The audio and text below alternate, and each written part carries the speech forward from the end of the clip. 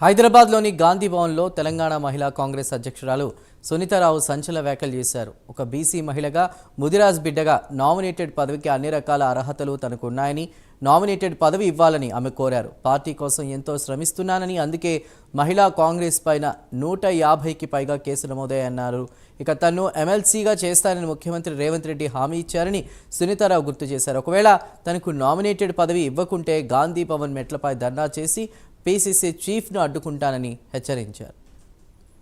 మార్పు గురించి మేము ఒకటి అడిగింది ఏంటంటే, నామినేటెడ్లతో పాటు మాకు సముచిత స్థానం ఇవ్వాలి.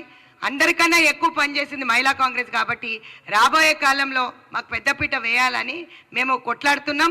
ఇవ్వకపోతే 100% గాంధీ భవన్ మెట్ల మీద కూర్చొని 100% మా రైట్ తీసుకునే వరకు మేము కొట్లాడతాం. ఇది మా పార్టీకి సంబంధించిన విషయం కాబట్టి 100% మాకు పెద్దపీట వేయాలి.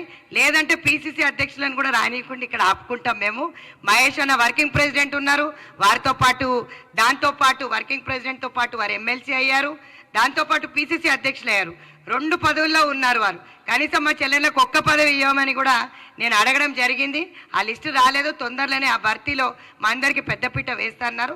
అన్యాయం జరిగితే మాత్రం ఊరుకునేది లేదు. ఖచ్చితంగా మేము నిలదీసి అడుగుతాం, అది మంత్రులే కానీ ఎవరే కానీ. ఇంకొకటి ముఖ్యంగా నేను చెప్పాల్సింది ఏంటంటే, ఈ పదవులన్నీ కూడా మహిళలకు సంబంధించి మెంబర్షిప్ డ్రైవ్ పైనే వచ్చాయి. మెంబర్షిప్ ఈజ్ ఆన్లైన్లో సభ్యత్వాలు చేసుకున్న వాళ్ళు ఎవరైతే ఉన్నారో వాళ్ళకే ఈ పదవులు వచ్చాయి. వేరే వాళ్ళ